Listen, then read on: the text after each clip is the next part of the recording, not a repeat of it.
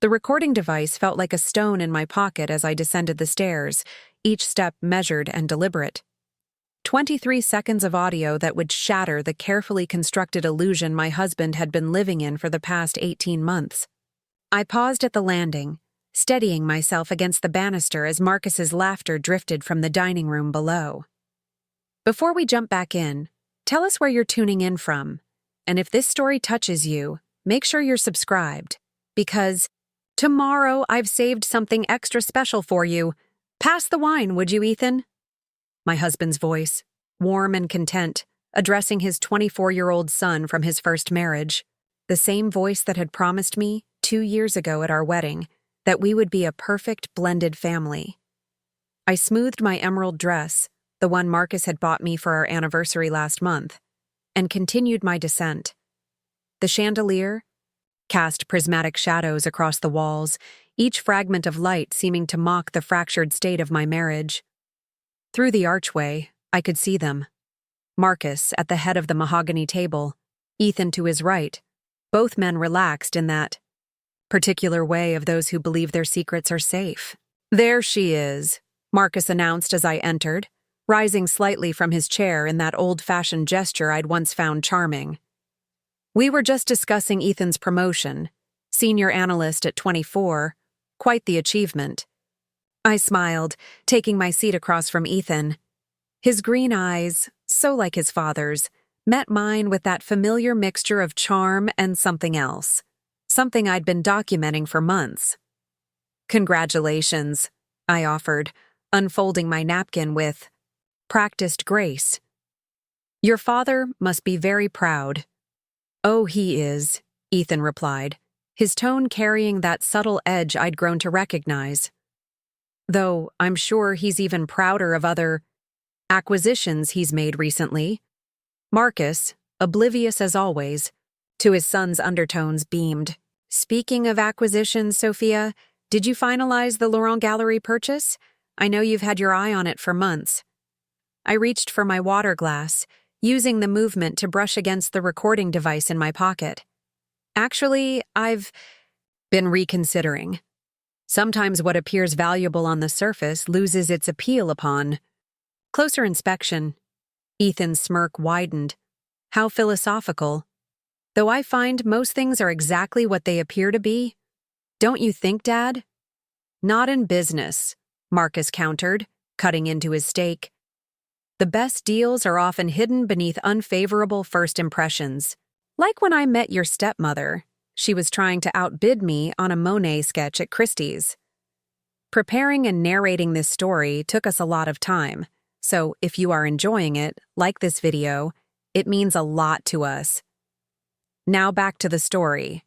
"And you let me win," I added, the memory now tainted by everything I'd discovered. "Best loss I ever took," Marcus said, reaching for my hand across the table. I let him take it, fighting the urge to pull away. Ethan watched our joined hands with an expression I'd seen too many times, a mixture of disdain and something more possessive, something that had finally driven me to take action. "Speaking of losses," Ethan said, refilling his wine glass, "I heard the Blackstone account isn't renewing. That must be disappointing for you, Sophia." The Blackstone account. He would know about that, wouldn't he? Considering he'd been the one to sabotage it. I had the emails to prove it, carefully forwarded messages where he'd undermined my proposals, suggested to contacts that I was overwhelmed by the responsibility. "Business has its ups and downs," I replied evenly. "Though I've found that setbacks often reveal people's true characters. Wouldn't you agree?" "Absolutely." Ethan leaned back in his chair, confidence radiating from every gesture. "Take marriages, for instance. The second ones especially. They say they have what, a 60% failure rate? All those promises, all that hope, and more than half crumble within 5 years." Marcus frowned. "That's a rather cynical view, son." "Realistic," Ethan corrected. "I mean, look at you and Mom. 15 years and then—" He made a dismissive gesture. "People change, or maybe they just reveal who they always were." The irony wasn't lost on me. Here he was, philosophizing about revelation while sitting across from the biggest reveal of his life, tucked away in my pocket. "Your mother and I grew apart," Marcus said, his tone carrying a warning. "It happens. But Sophia and I—" "Are different?" Ethan interrupted.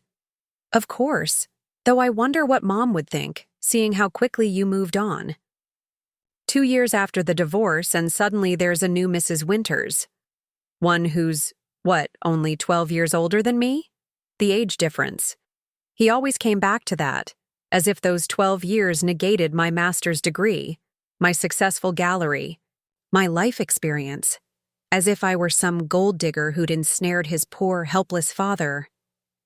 "Ethan," Marcus's voice carried a sharp edge now, "we've discussed this. Have we?" Ethan's eyes never left mine. "Because from where I sit, we've danced around it. We've played happy family while everyone pretends this is normal, while everyone pretends she belongs here." My fingers found the recording device. The smooth metal was warm from my touch, its contents burning with the need to be released. But not yet. I wanted him to dig deeper, to show Marcus exactly who his son had become. "I've never pretended anything," I said quietly. "I fell in love with your father. I married him. I've tried to build a relationship with you. If you have issues with any of that—" "Issues?" Ethan laughed, the sound sharp in the elegant room. "Is that what we're calling it? No, Sophia, I don't have issues. I have clarity. You swept in with your art degree and your sophisticated friends, and suddenly my father's whole world revolves around gallery openings and wine tastings. Do you know he missed my college graduation dinner because you had some exhibit? That was a lie." Marcus had been at Ethan's graduation dinner. I'd insisted on it, despite having a major opening that night. I'd handled everything remotely, putting Ethan first, but in Ethan's narrative, I was always the villain. "That's not—" Marcus began, but I placed my hand over his. "Let him finish," I said softly. "I think it's important we hear what Ethan really thinks." Ethan's eyes narrowed, perhaps sensing a trap, but too caught up in his own anger to care. "What I think you saw an opportunity, a successful widower, because that's what you thought he was, right? Mom might as well have been dead to him after the divorce. You saw someone vulnerable, someone who could give you the life you wanted, and you took it. Ethan, that's enough." Marcus's face had flushed dark red. "Is it? Because I'm just getting started. Should I tell you about the prenup she tried to get you to sign? Oh, wait, you don't know about that, do you? The one her lawyer drew up that she decided not to present after she found out about the family trust? I hadn't hidden the prenup from Marcus. We'd discussed it openly and decided together it wasn't necessary. But Ethan had been digging through my personal files, another violation I'd documented.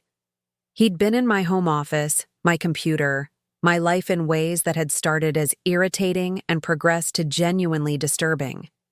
"Actually," I said, my voice steady despite the rage building inside me, "your father and I discussed the prenup extensively.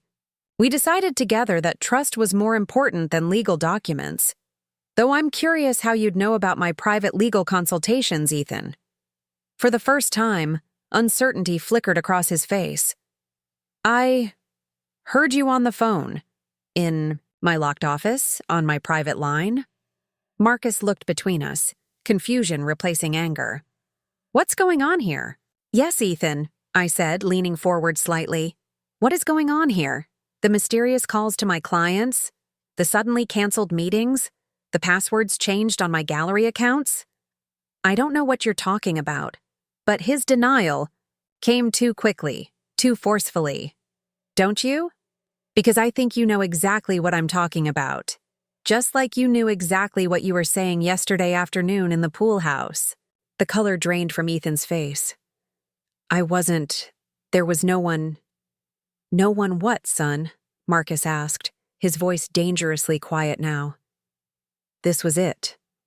the moment I'd been building toward for months, documenting every slight, every sabotage, every inappropriate comment and action. But it was yesterday that had finally given me the ammunition I needed. I pulled out my phone, setting it on the table between us. The recording app was already open, the file labeled simply Pool House, Thursday, 2:47 p.m., ready to play.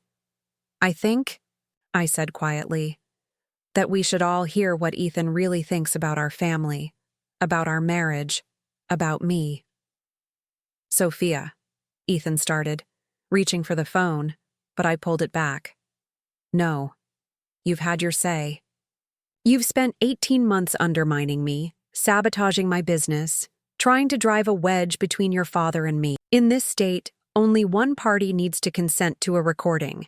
And since I was in the pool house first, sitting in the reading nook behind the hibiscus plants, I was very much a party to your conversation." "Sophia," Marcus's voice was strained. "What did he say?" I met my husband's eyes, seeing in them the beginning of a terrible understanding. He knew, on some level. He'd seen the signs I'd tried to point out, dismissed them as adjustments pains, as Ethan struggling with the divorce and remarriage. But now, faced with evidence, he couldn't hide behind comfortable ignorance anymore. He said quite a bit. I replied. About our marriage, about my inadequacies, about what he thought you deserved. But there was one statement in particular that I think you need to hear. My finger hovered over the play button. Once I pressed it, there would be no going back.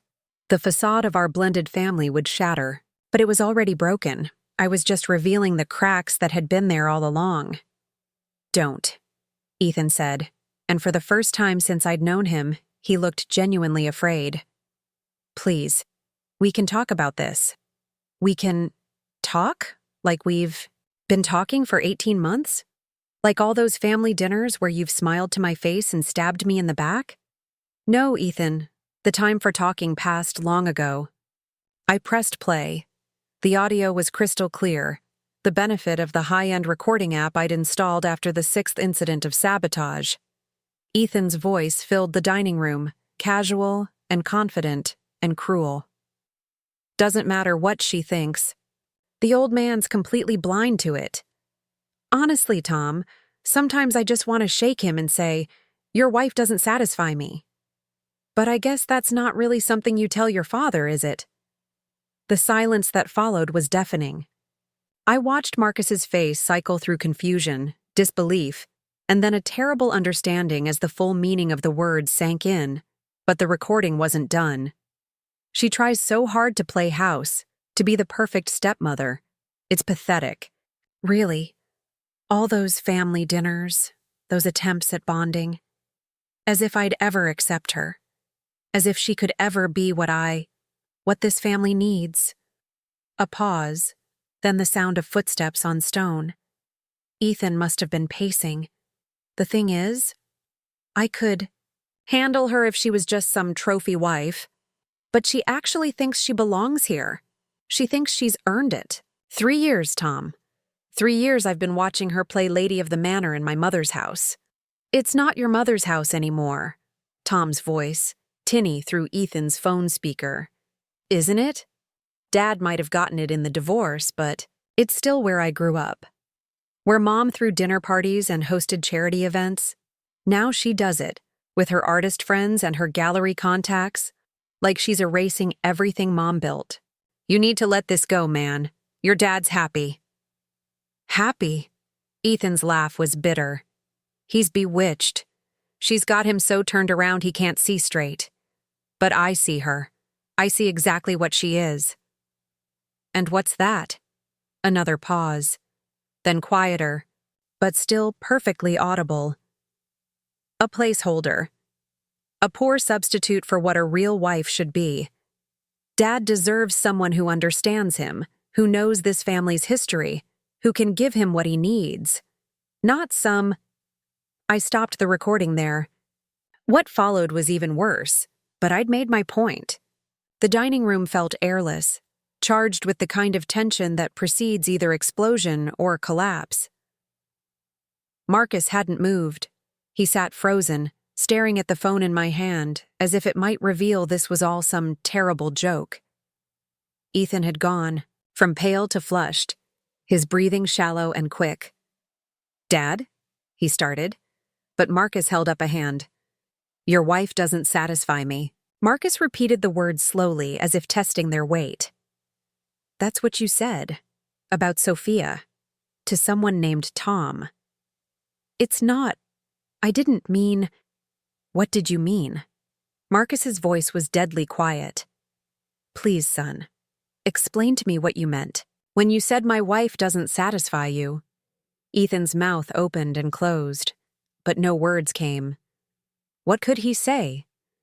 How could he explain the possessiveness, the jealousy, the twisted expectations that had led him to wage war against his father's happiness? "I have 43 more recordings," I said into the silence.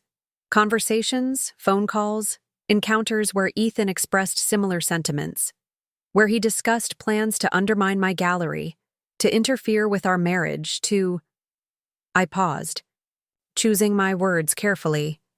"To position himself as the person who best understood what you needed, Marcus." 43? Marcus's voice cracked. The first was 3 months after our wedding. A conversation with his mother where he promised he'd fix the situation. The most recent was yesterday. Would you like to hear them all? "You spied on me." Ethan's accusation was weak, desperate.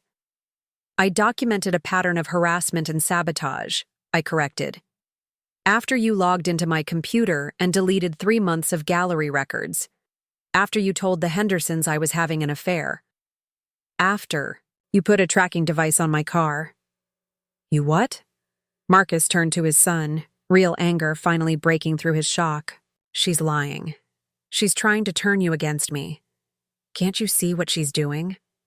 "What I see," Marcus said slowly, "is that my son has been—" He stopped, unable to finish the sentence, so I finished it for him.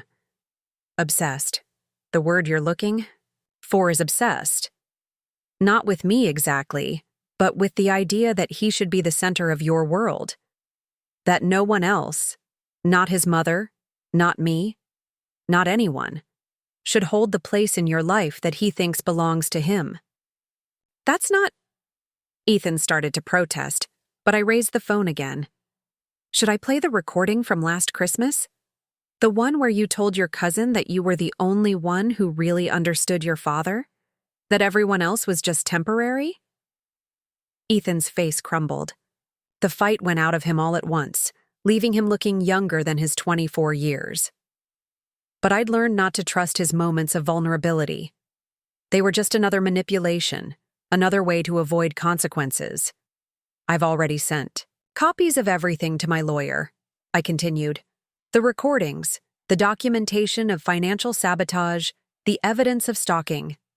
I wanted to give you the chance to hear it first, Marcus, to understand what's been happening in our home." Marcus stood abruptly, his chair scraping against the hardwood floor. He walked to the window, hands clasped behind his back, shoulders rigid with tension.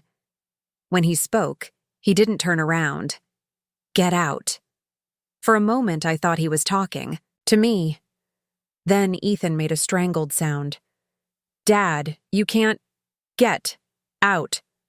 Marcus turned then, and the look on his face made both Ethan and me flinch. "You've spent 18 months tormenting the woman I love.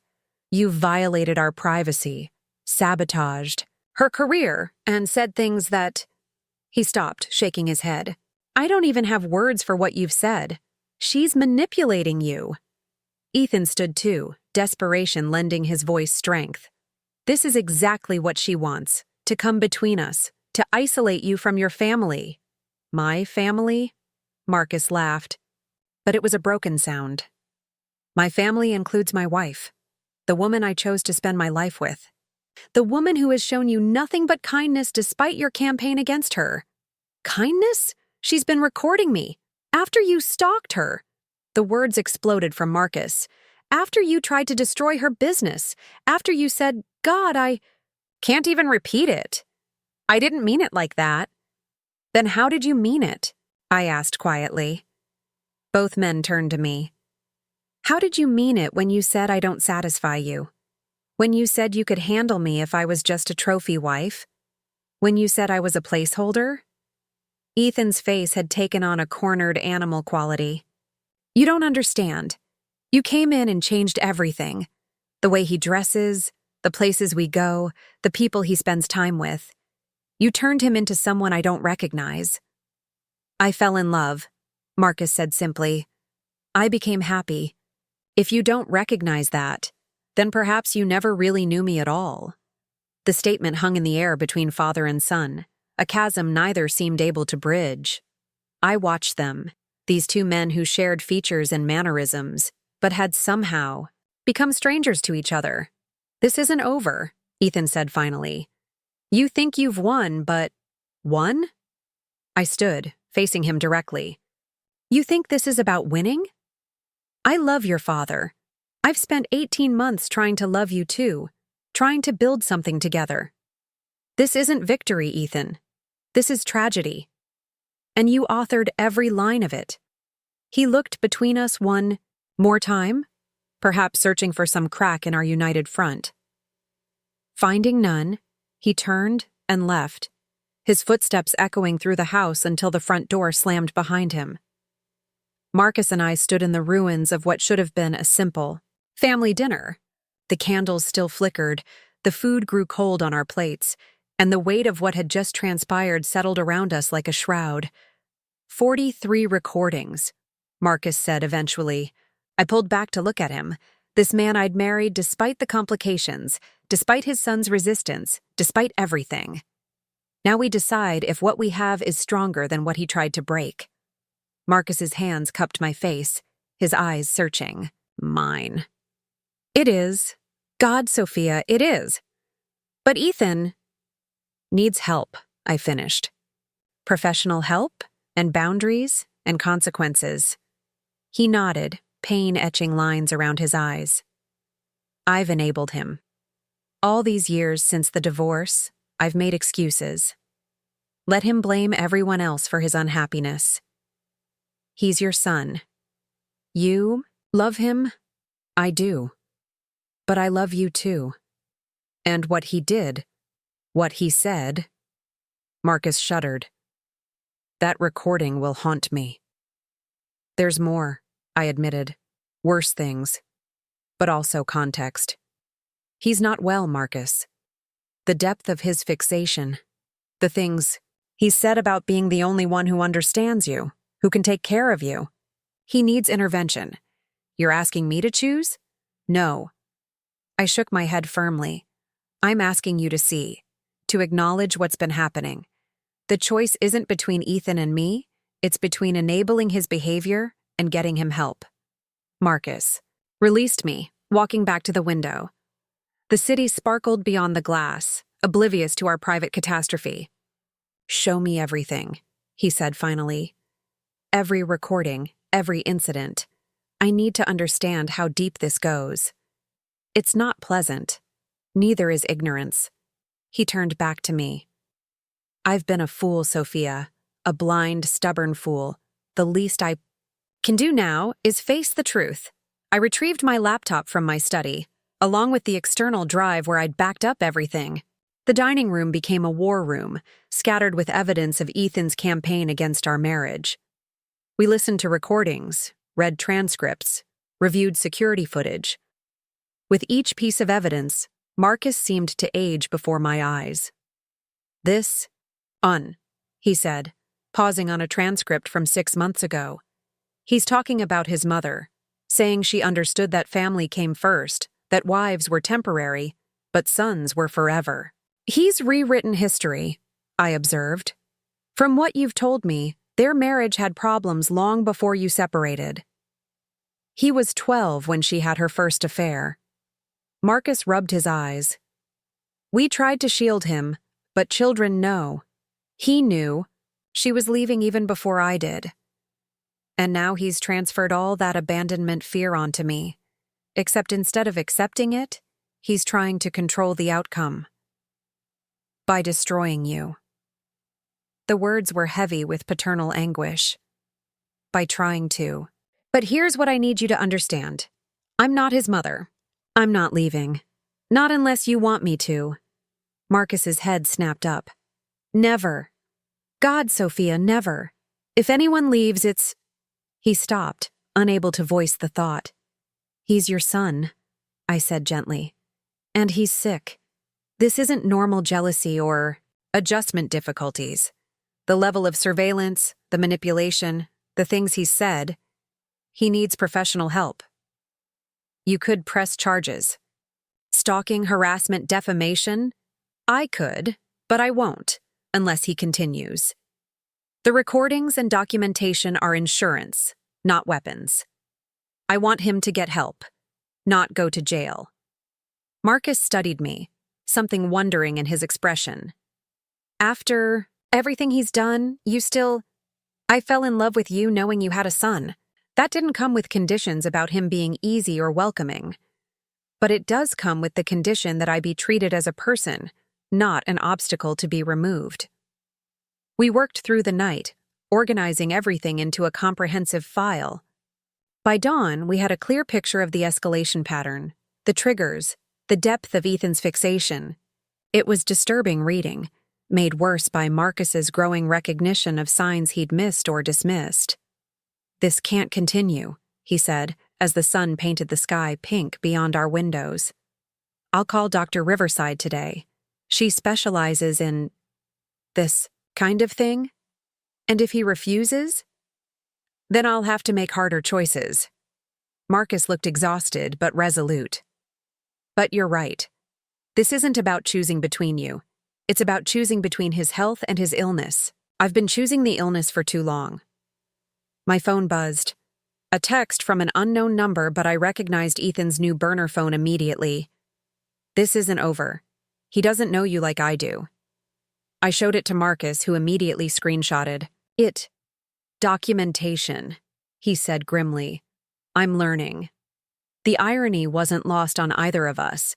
In trying to destroy our marriage, Ethan had potentially saved it. Forced into the light, we were confronting not just his issues, but our own. My tendency toward silent endurance, Marcus's willful blindness, the cracks we'd papered over with good intentions. What now? I asked as we sat among the debris of our all-night session. Now I call my son and tell him he has two choices: intensive therapy or legal consequences. I hire security for you and the gallery.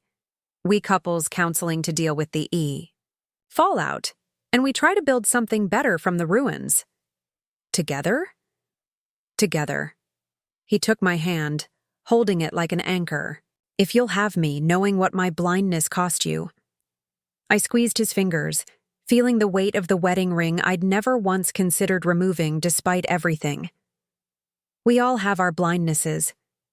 Mine was thinking I could love him into accepting me. That if I was just patient enough, kind enough, understanding enough, he would see you as I do. Marcus brought my hand to his lips. But he can't. Not until he deals with whatever's broken inside him. And maybe not even then. Can you live with that? Your son and your wife? Permanently at odds? I can't live with the alternative, enabling him while he destroys you, while he destroys himself with this obsession. We sat in silence as the city woke around us, traffic building, life continuing despite our personal upheaval. Soon we would have to face the practicalities, therapy arrangements, security measures, legal consultations. Ethan would escalate before he got better, if he ever did. The road ahead was uncertain and likely painful.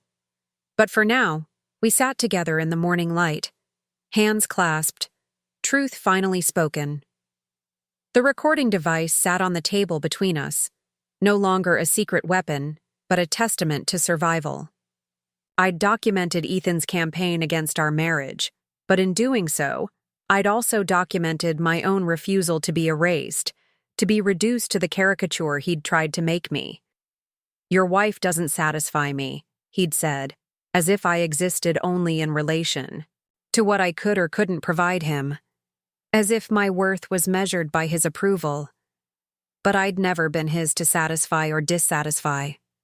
I was Marcus's wife by choice, my own person by right, and stronger than Ethan's poison by proof.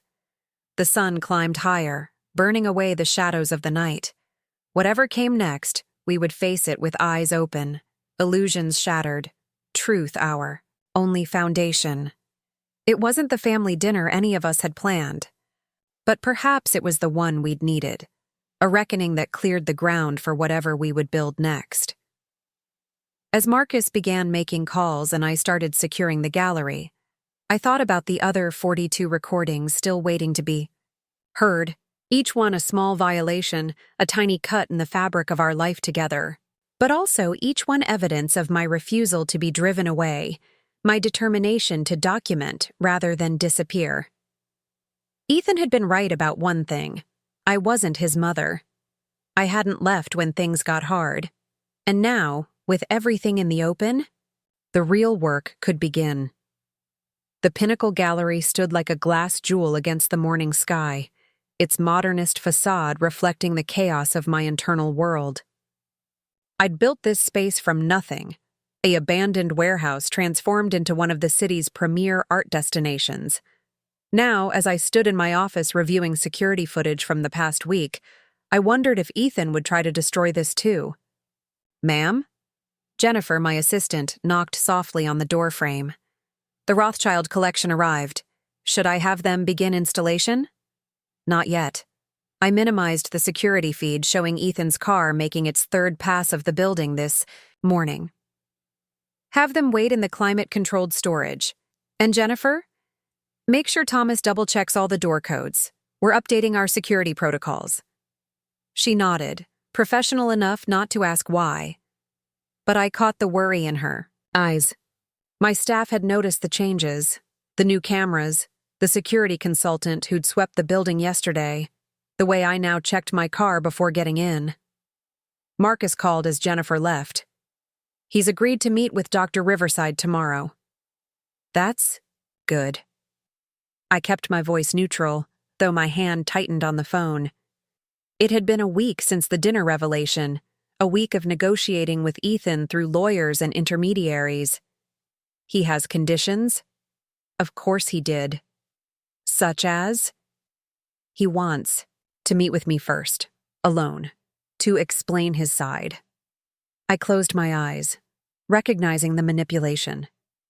"Marcus, I know what you're going to say, but he's still my son. If sitting through his version of events gets him into therapy, isn't it worth it?" David, the security specialist Marcus had hired, a former police detective who'd taken one look at Ethan's pattern of behavior and insisted on protective measures. "Be careful," I said finally. "He's escalating." "I know. This morning's emails made that clear?" I hadn't seen the emails yet. "What did he say?" "Nothing coherent, just pain, accusations, threats to expose things about our marriage that don't exist. He's grasping at straws. Or laying groundwork for something worse. David thinks—" Marcus paused, and I heard voices in his background. "I have to go. The board meeting's starting. I'll call you after I see Ethan." "I love you." "I love you too. Lock your office door, Sophia. Please." The line went dead, leaving me with the weight of those final words. Lock your door, check your car, update the codes. This was our life now, shaped by Ethan's obsession. I returned to the security footage, watching his car circle the building like a shark. On his fourth pass, he slowed outside the loading dock, phone raised to take pictures. Of what? The delivery schedule? The security camera positions? My phone buzzed. Another unknown number. "You think you're safe in your glass tower." But glass? Breaks easily. I screenshotted it, adding it to the growing file marked Evidence Post-Revelation. 37 messages in 7 days, each from different numbers, each walking the line between threat and deniability. "Mrs. Winters?" Thomas appeared at my door, the new security protocol meaning he knocked even though it was open. "There's A delivery for you. No return address. My blood chilled. Don't touch it. Call David. Now. To his credit, Thomas didn't question the order. Within minutes, David arrived with his team, treating my gallery like a crime scene. The package, an innocent-looking manila envelope, was photographed, scanned, and finally opened with careful precision. Inside were photographs. Dozens of them. All of me, taken over the past 18 months. Me at the coffee shop I frequented. Me jogging in the park. Me through the windows of my home. Me at gallery events, client dinners, private moments I'd thought were unobserved. But it was the annotations that made my skin crawl. Each photo had notes in Ethan's precise handwriting. Playing the perfect wife. Fooling the Hendersons. Pretending to care about art. And on one, a photo of me hugging Marcus at a charity gala. This should be mine. We're calling the police, David said firmly. This goes beyond harassment. No. I stared at the photos, my mind racing. Not yet. This is what he wants, to force a confrontation, to make Marcus choose publicly. We stick to the plan. Therapy first, legal consequences if he refuses to comply. Mrs. Winters. I've survived. 18 months of this, I interrupted. I can survive a little longer, but I want every entrance to this building monitored. I want panic buttons in every room, and I want someone watching that loading dock. David nodded reluctantly. As his team dispersed to implement new measures, I gathered the photographs, adding them to my evidence file. Each image was a violation, but also a piece of the puzzle. The dates, the locations, the obsessive documentation, it all painted a picture of someone whose fixation had consumed them. My phone rang. Jennifer's panicked voice burst through before I could speak. Mrs. Winters, the Rothschild collection? Something's wrong. The authentication certificates, they're different. These aren't the ones we verified last month. I ran from my office, heels clicking against marble as I rushed to the storage room. The certificates Jennifer held were indeed different. Expertly forged, but forged nonetheless. If I hadn't personally handled the originals, I might have been fooled. Pull the security footage from the authentication room, I ordered, every moment from the last month. And nobody touches these pieces until we verify what happened. But I already knew. Somehow, Ethan had accessed our authentication process. The Rothschild collection was worth millions. If we'd displayed forgeries, it would have destroyed my gallery's reputation instantly. There. Jennifer pointed at the screen she'd pulled up. 3 weeks ago, this delivery person, the figure on screen wore a delivery uniform and cap, but I recognized the walk, the way he held his shoulders. Ethan, bold enough to enter my gallery in disguise, switching certificates that would have ended my career. Make copies of everything, I instructed. And call the Rothschilds. We need to delay the exhibition. The dominoes were falling faster. Now. As I managed the crisis, my phone buzzed continuously. Updates from David about new security breaches discovered. Messages from Marcus about his impending meeting with Ethan. Texts from unknown numbers that grew increasingly unhinged. He was never good enough for you anyway. You're destroying our family. I know what you really are. By lunch, I'd stabilized. The Rothschild situation, implemented new authentication protocols, and documented 17 separate attempts at sabotage over the past month alone. The pattern was accelerating, becoming sloppier but more dangerous. Marcus called at 2 p.m. I'm heading to Ethan's now. How do you feel? Like I'm about to defuse a bomb with my bare hands. You don't have to do this. Yes, I do. He's my son, Sophia. My responsibility. I let this happen by not seeing it, by not getting him help sooner. This isn't your fault, isn't it? His laugh was bitter. I knew he was struggling after the divorce. I knew he was too attached, too dependent on being the center of my world. but it was easier to indulge him than address it. You loved your son. That's not a crime. No, but enabling him might be. I'll call you when it's done. The next 2 hours crawled by. I tried to focus on work, on the normal operations of running a gallery, but my attention kept drifting to my phone. No word from Marcus, no new messages from Ethan. The silence felt ominous. At 4:17, everything exploded. The first call came from David. We have a problem. Mr. Winters isn't answering his phone and his location sharing cut out 20 minutes ago. The second came from building security. Mrs. Winters, there's someone here demanding to see you. He says he's your stepson and he's agitated. The third was a text from Marcus's phone, but I knew instantly it wasn't from him. Come to the apartment alone, or I'll tell everyone what you really are. You have 20 minutes. No security. No recordings. Just family. I stared at the message, my mind calculating rapidly. Ethan had done something to Marcus, taken his phone at minimum, possibly worse. He was trying to isolate me, to get me alone. Everything in David's training screamed not to go. But Marcus was there, in danger because he'd tried to reach his son, Esau. Winters? David's voice cut through my spiral. What do you want us to do? Track Marcus's last known location. Get police to Ethan's apartment for a wellness check. Tell them there's a possible domestic situation. And you? I looked at the photographs scattered across my desk. 18 months of surveillance and obsession. Then at my wedding photo, Marcus's smile bright and unguarded. I'm going to end this. Ma'am, I strongly advise. I'm not going alone, David, but I am going. Ethan wants a confrontation? He'll get one, but on my terms. I spent the next 10 minutes preparing. The recording app on my phone activated.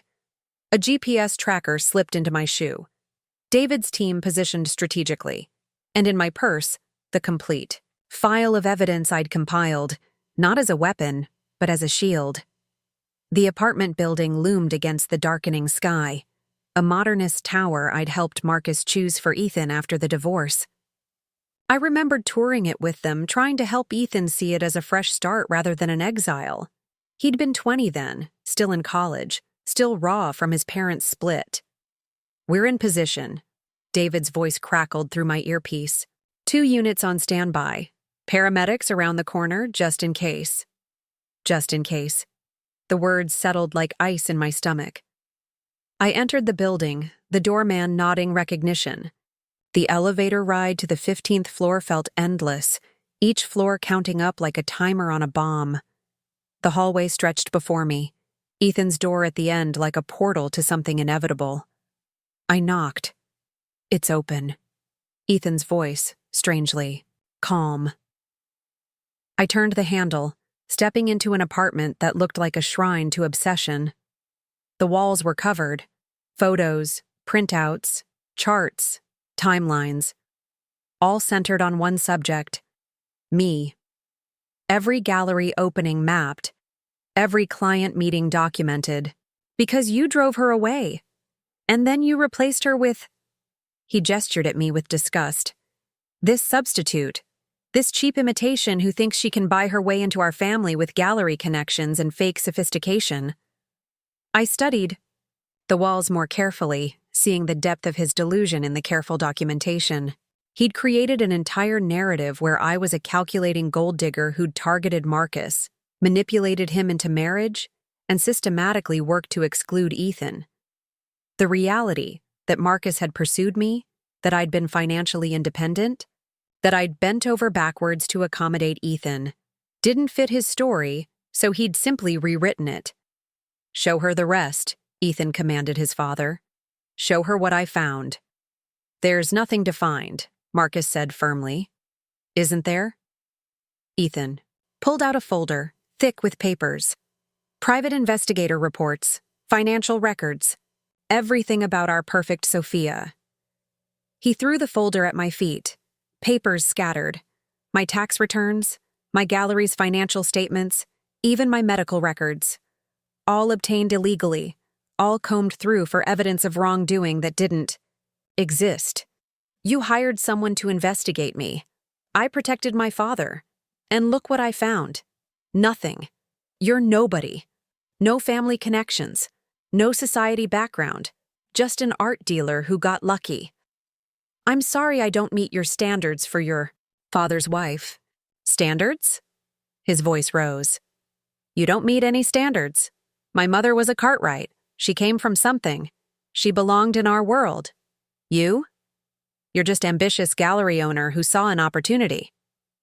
Is that really what you think? I asked, genuinely curious now. That your father is so weak, so easily manipulated, that he couldn't choose his own wife? That he needed you to vet his choices? He was vulnerable after the divorce. You took advantage. He was happy, Marcus interjected. For the first time in years, I was happy. Until you decided that was unacceptable. You were deluded. Ethan turned on his father. She had you so twisted around you couldn't see what she was doing. The way she isolated you from your real friends, pulled you into her artsy world, made you into someone I didn't recognize. Someone who wasn't centered entirely on you, I said quietly. The words hit their mark. Ethan's face flushed, his carefully maintained control cracking. This isn't about me being selfish. This is about protecting what matters. Family, legacy, things she couldn't understand because she came from nothing. I came from parents who loved each other, I corrected. Who taught me that family meant supporting each other's happiness, not controlling it. Maybe that's what you really can't forgive. That I know what healthy love looks like. You know. Nothing. He swept a stack of photos off the table, surveillance shots scattering like accusations. You play at being sophisticated, at being worthy of the Winter's name. But you're just a pretender, and eventually, he would have seen it too. If I hadn't shown him first. Shown me what? Marcus stood, moving protectively closer to me.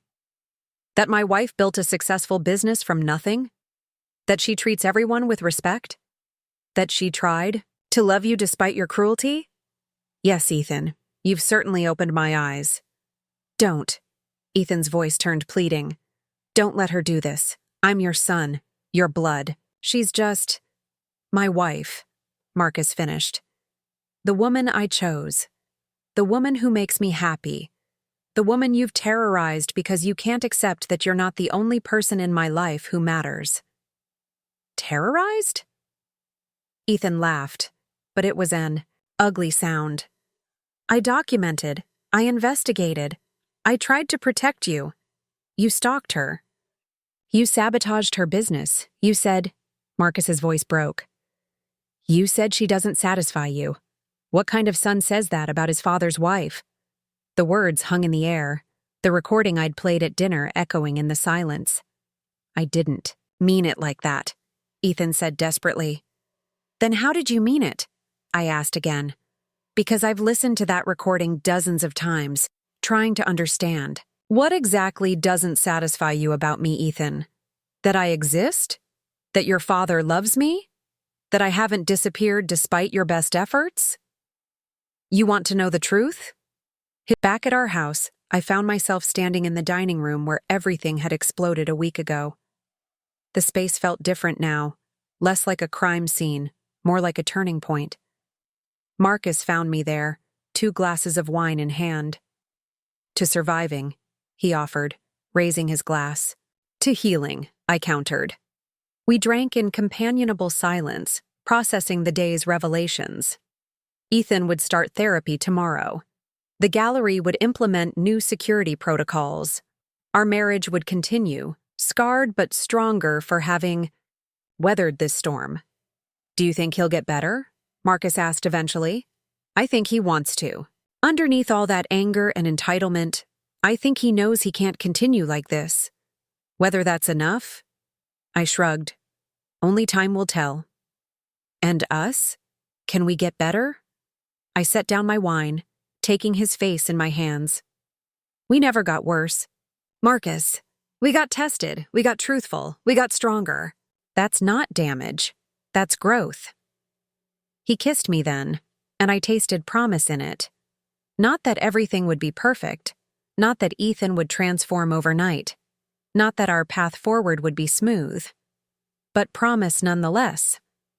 That we would walk that path together, eyes open, hands clasped, refusing to let obsession poison what love had built. The night stretched ahead, full of uncertainty. But for the first time in 18 months, I wasn't looking over my shoulder. The shadows had been dragged into the light, and in that harsh illumination, we'd found not just the ugliness of obsession, but the strength of commitment. It was, as Marcus had said, just the beginning. But beginnings, even painful ones, carried their own kind of hope. Dr. Caroline Riverside's office occupied the corner of a restored Victorian, its bay windows overlooking a small garden where clients could walk during difficult sessions. I sat in the waiting room, studying the carefully chosen artwork, abstract pieces that suggested without defining, inviting projection rather than imposing meaning. It had been 3 weeks since Ethan began his intensive therapy, and today marked our first joint session. "Mrs. Winters?" The receptionist's voice pulled me from my contemplation. "Dr. Riverside is ready for you." The therapy room was smaller than I'd expected, intimate in a way that made the space between the chairs feel charged with possibility. Ethan was already there, seated as far from the empty chair, my chair, as the room allowed. He looked different. Not better, exactly, but more contained. Less like an explosive device, more like a dormant volcano. "Sophia." Dr. Riverside greeted me warmly. She was younger than I'd pictured, with shrewd eyes behind designer frames. "Thank you for coming. As I explained on the phone, this session is about establishing boundaries and beginning to address the impact of the past 18 months. I took my seat, hyper-aware of Ethan's presence. He hadn't looked at me yet, his attention fixed on a point somewhere past my left shoulder. "Ethan has been doing important work," Dr. Riverside continued. "He's beginning to understand the patterns that led to his behavior. Today we're hoping to create a space for acknowledgement and, eventually, accountability." "I understand," I said, though understanding and accepting were vastly different things. "Ethan," Dr. Riverside prompted gently, "we've practiced this. Would you like to begin?" He shifted in his chair, still not meeting my eyes. When he spoke, his voice was flat, rehearsed. "I acknowledge that my behavior toward you has been inappropriate. I acknowledge that I violated your privacy and attempted to interfere with your marriage to my father." The words hung in the air like a script read without comprehension. Dr. Riverside waited, letting the silence stretch until it became uncomfortable. "How did that feel to say, Ethan?" she asked finally. "Like lies," he admitted, and for the first time there was real emotion in his voice. "Not because they're untrue, but because saying them doesn't change anything. Doesn't change how I feel." "And how do you feel?" His hands clenched in his lap. "Like she still doesn't belong. Like acknowledging what I did wrong doesn't make her right for my father. Like everyone wants me to pretend she's not a problem when every instinct I have says she is." I felt the familiar spike of frustration, but kept my expression neutral. "Dr. Riverside had coached me beforehand. This wasn't about defending myself or my marriage. This was about understanding the depth of Ethan's fixation. Can you tell Sophia directly why you believe she's a problem?" Dr. Riverside suggested. Ethan finally looked at me, and the intensity in his gaze made me grateful for the professional supervision. "You changed everything," he said simply. "Before you, I knew who my father was. I knew my place in his life. I knew what our future looked like. Then you appeared, and suddenly nothing was certain anymore." "Change can be frightening," Dr. Riverside observed, "especially when we feel we have no control over it." "It wasn't just change," Ethan insisted. "It was erasure.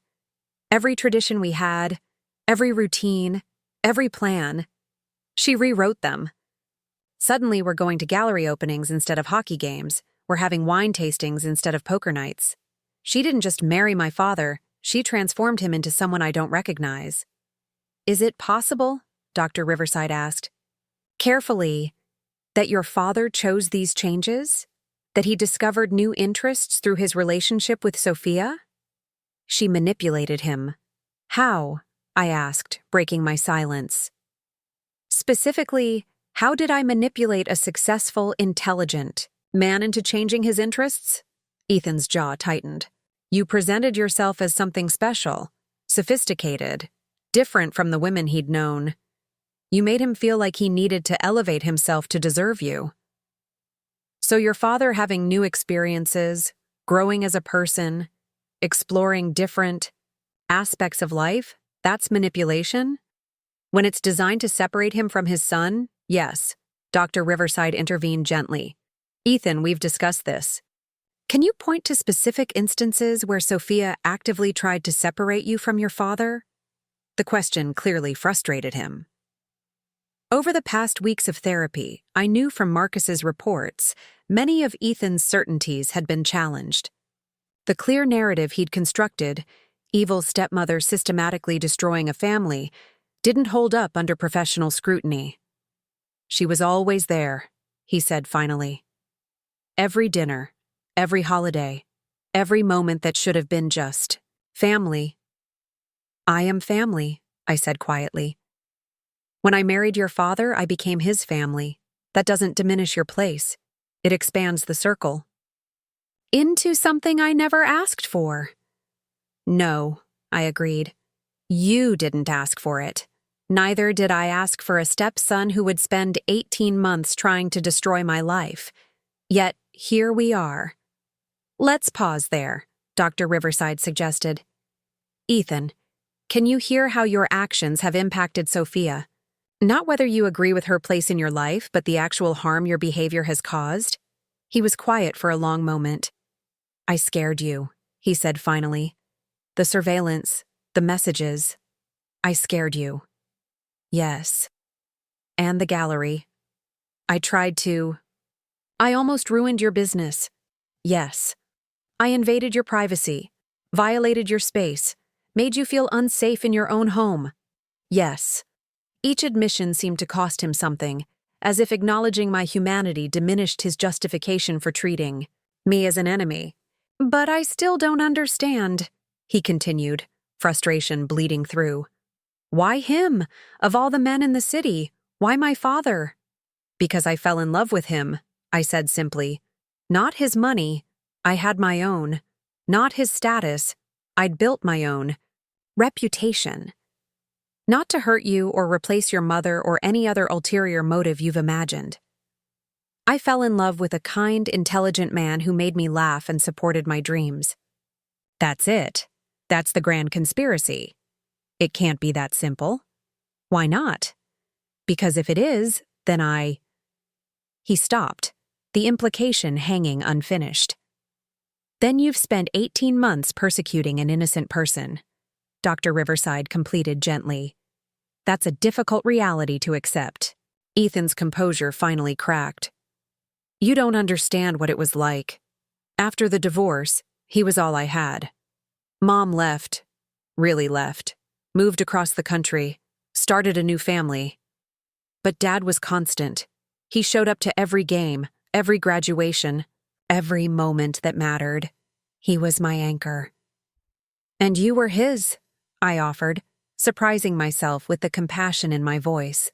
Marcus has told me how much you helped him through the divorce, how proud he is of the young man you became during that difficult time. Then why wasn't I enough?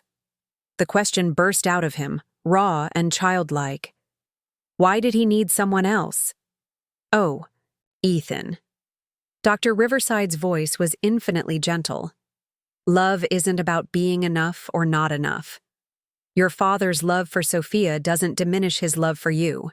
The heart doesn't have a maximum capacity, doesn't it? He turned to me, desperation clear in his features. Can you honestly say his attention isn't divided? That time with you doesn't mean less time with me? That energy spent on your marriage doesn't mean less energy for our relationship? I considered the question seriously. You're right that time is finite, but you're wrong about what that means. Before me, how much quality time did you actually spend with your father? Not just existing in the same space, but truly connecting, he frowned. We saw each other all the time. Marcus told me about those times. You'd come over, he'd order takeout, you'd watch TV in parallel silence. Maybe talk about work or sports, surface things, safe things, neither of you processing the divorce or your mother's abandonment or the pain you both carried. That's not... Now, I continued. He's in therapy. He's learned to talk about emotions. He's healthier, happier, more capable of being present. Yes, some of his time is spent with me. But the time he spends with you, when you let him, is richer, more real. Isn't it? Ethan fell silent, and I could see him wrestling with this reframing of his narrative. In our individual sessions, Dr. Riverside noted, Ethan has been exploring his relationship with abandonment. The fear that anyone who matters will eventually leave. It's not surprising that he'd try to control the situation with his father, to prevent another loss. By driving me away, I said, by trying to force another abandonment. The irony isn't lost on me, Ethan admitted quietly.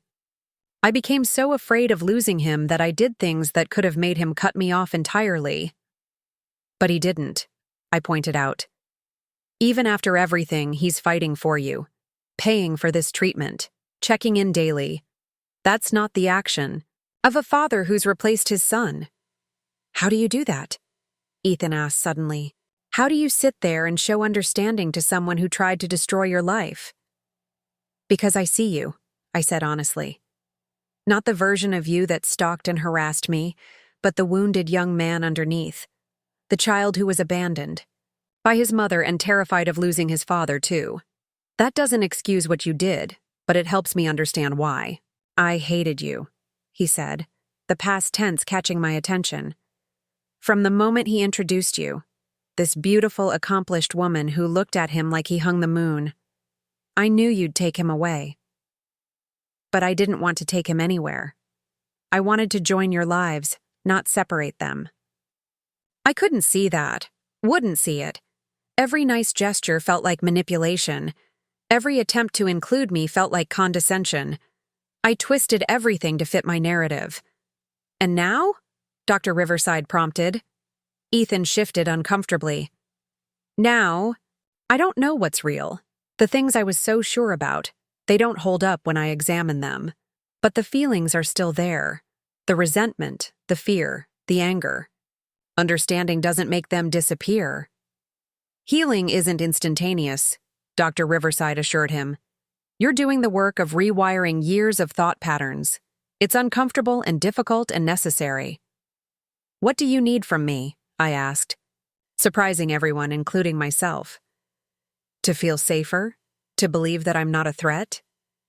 Ethan stared at me. Why would you care what I need? Because you're my husband's son. Because your well-being affects his happiness. Because despite everything, I believe people can change and deserve the chance to try. I don't know what I need, he admitted. Space, I guess. Time to figure out who I am when I'm not consumed by protecting my father from imaginary threats. You can have that. And I need... He paused, struggling. I need to know you're not going anywhere. That all of this wasn't for nothing. That you won't leave him now that you've won. Won? I leaned forward slightly. Ethan, this was never a competition. There was no winning because there was no game. Just people trying to love each other, and making mistakes in the process. I made more than mistakes. Yes, I agreed. You did. And there are consequences for that. The restraining order that remains in effect, the monitoring of your therapy compliance, the legal documentation that will resurface if you relapse. But there's also the possibility of something better. Not forgiveness. That would be premature. But coexistence. Eventually, maybe even understanding. Dr. Riverside glanced at her clock. We're approaching the end of our time. I'd like to establish some concrete next steps. Ethan, what do you feel ready to commit to? He took a deep breath. Continuing individual therapy. Respecting the no-contact order. Working on seeing her as a person rather than a problem. Sophia? What do you need moving forward? Continued proof of his commitment to change. Regular updates from you about his progress. And maintenance of all safety measures until you professionally determine they're no longer necessary. Those seem like reasonable boundaries, Dr. Riverside confirmed. We'll reconvene in a month to assess progress. Ethan, you'll continue with your intensive program. Sophia, thank you for your courage in participating today. As we prepared to leave, Ethan spoke once more. Sophia? The restaurant, Chez Laurent. The reservation system crash that cost you the anniversary dinner? I tensed. That had been one of his crueler sabotages, destroying a special evening Marcus and I had planned for months. That was me. I'm sorry. It was petty and cruel, and I'm sorry. I nodded, not trusting my voice. It was the first genuine apology he'd offered, small as it might seem. Outside Dr. Riverside's office, I sat in my car for a long moment, processing the session. My phone buzzed with a text from Marcus. How did it go? Progress, I typed back. Slow, painful, but real progress. The drive back to the gallery gave me time to reflect. 3 weeks ago, Ethan had been a wall of denial and rage. Today, he'd shown cracks in that wall. Glimpses of self-awareness, moments of accountability. It wasn't enough, not nearly, but it was movement. At the gallery, Jennifer greeted me with relieved eyes. The new security measures had everyone on edge, but business was actually up. There was something to be said for notoriety, even the unfortunate kind. The Whitman collection arrived, she reported. No issues with authentication this time. Good. And the security review? Complete. All 17 vulnerabilities have been addressed. David's team is confident we're fully protected now. Protected. From external threats, yes. But the internal ones, the psychological residue of 18 months of harassment, those would take longer to address. I retreated to my office, pulling out the journal Dr. Riverside had suggested I keep. Writing helped process the complex emotions that came with being the target of someone's obsession while simultaneously trying to humanize them. Today, Ethan looked me in the eye, I wrote. For the first time since all of this began, he saw me instead of his projection. It lasted only moments, but those moments matter. He apologized for one small cruelty among hundreds. It's not enough, but it's a beginning. My phone rang. Marcus. I spoke with Dr. Riverside, he said without preamble. She's cautiously optimistic, says he's engaging with the process more than she expected. He's trying, I agreed. Whether it's genuine or performance, he's at least trying. Are you okay? I know these sessions can't be easy. I'm processing. It's strange, sitting across from someone who spent so long trying to destroy me and attempting to see their humanity. You don't have to do this, Marcus said softly. The joint sessions, I mean. Dr. Riverside said they're helpful but not mandatory. They're necessary, I corrected, for all of us. Ethan needs to see me as a person. I need to understand the depth of his issues. And you need to know we're all committed to moving forward, however that looks. I love you, he said simply. Have I told you that today? Only 3 times. Not nearly enough then. I love you. Your strength amazes me. Your compassion humbles me. Your willingness to sit with my son after everything. I don't have words. You would do the same if the positions were reversed. I hope so. I really hope so. That evening, I attended a gallery opening across town. The art world had rallied around me once word spread about the attempted sabotage. Nothing brings a community together quite like external threat. Sophia! Margaret Whitman swept me into an embrace. Darling, how are you holding up? Better, I answered honestly, taking things one day at a time. And the boy? Marcus's son? Getting help? I kept my response deliberately vague. The details weren't mine to share, and Ethan deserved privacy in his recovery. Well, if you need anything, recommendations for security, legal advice, a sympathetic ear, you know I'm here. I appreciated the offers of support, even as I recognized the underlying curiosity. The art world thrived on drama, and my story had all the elements of a compelling narrative. But I refused to feed that hunger. Whatever else Ethan had done, he was still a young man in crisis, not entertainment. The opening was a success. Sales strong, connections made, normalcy slowly returning. But I found myself checking exits, noting faces, maintaining the hypervigilance that had become second nature. David had warned me this would last for a while, possibly years. The body remembers threats even when the mind knows they've passed. Back home, I found Marcus in his study, surrounded by photo albums. Pictures of Ethan at various ages covered the desk, gap-toothed grins, graduation caps, family vacations. Looking for clues? I asked gently, settling beside him. Trying to understand when it started, he admitted.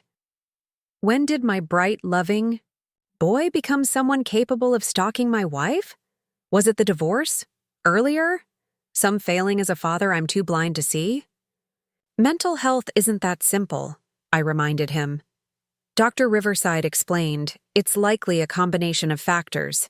Genetic predisposition to anxiety, the trauma of abandonment, learned patterns of controlling behavior. You're not to blame for his brain chemistry. But I am responsible for not addressing it sooner, for letting his attachment become unhealthy, for prioritizing peace over intervention. We all do the best we can with what we know at the time. You loved your son. That's not a character flaw. He pulled me close, and we sat among the memories, trying to reconcile the child in the pictures with the man in therapy. They were the same person, which was both the tragedy and the hope of the situation. Dr. Riverside wants to try family therapy next month, Marcus said eventually. All three of us. I know. I'm willing if you are. You've already given so much, endured so much. I wouldn't blame you if you wanted to step back, let Ethan and me work through this alone. We're a family, I said firmly. Complicated and damaged right now, but still a family. That means we face things together. Even the hard things. Especially the hard things. Marcus kissed my temple, and we returned to the photo albums, looking, now not for warning signs but for hope, for evidence that the loving child still existed within the troubled man, for proof that people could change, heal, grow. Outside, the city hummed with its usual energy, unaware of the small dramas playing out in Victorian therapy offices and gallery spaces and family homes. Life continued its relentless forward motion, carrying us all toward uncertain futures. But for the first time since discovering the depths of Ethan's obsession, I felt something shift. Not forgiveness, too soon for that. Not trust, that would take years to rebuild, if ever. But possibility. The possibility that we could write a different ending to this story. As I prepared for bed, I found a text on my phone from an unknown number. My heart rate spiked before I read it. This is Dr. Riverside's office confirming next week's appointment. Not Ethan, not a threat. Just a mundane scheduling confirmation that reminded me how thoroughly fear had rewired my responses. That too would need healing. I saved the number and confirmed the appointment. Then I turned off my phone, determined to be present in my own life rather than constantly braced for the next attack. Progress, as Dr. Riverside kept reminding us, wasn't linear. There would be setbacks, relapses, moments of doubt. But there would also be small victories like today. Apologies offered, humanity glimpsed, possibilities acknowledged. It would have to be enough. For now, it would have to be enough. 2 years later, I stood in the same dining room where everything had unraveled, setting the table for Thanksgiving dinner. The recordings were now locked in a safety deposit box, untouched for months. The security measures had been gradually reduced. The hypervigilance had faded to occasional wariness. Need help? Ethan's voice came from the doorway. Calm, careful, respecting the space between us. The wine glasses, if you don't mind, I replied, noting how naturally the exchange came now. He moved to the cabinet, still maintaining the physical distance Dr. Riverside had recommended. 2 years of therapy had transformed him, not into someone who loved me, but into someone who could coexist peacefully. He'd found his own apartment, his own therapist, his own life separate from his father's shadow. Marcus entered carrying the turkey. Smells incredible in here. We moved around each other with practiced ease. Not quite a family, but no longer. Enemies. Ethan had even brought someone, Julia, a fellow teacher at the school where he now worked. She knew our history. Transparency had become his policy. As we sat down to dinner, I caught Ethan's eye. He nodded slightly, acknowledgement without warmth, respect without affection. It was enough. We'd learned that healing didn't require love, just the decision to stop causing harm. I'm grateful. Marcus began our new tradition, for second chances. For boundaries, Ethan added quietly. For peace, I finished. Not perfect, not forgiven, but surviving, together and apart, in the space between what was and what might someday be.